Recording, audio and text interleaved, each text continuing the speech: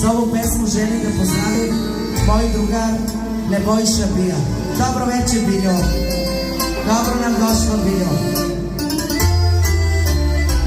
To su te momci, najjači klaveturisti.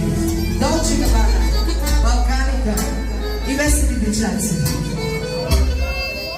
Ja radim sa najjači klaveturisti, zapamtite to što sam rekao.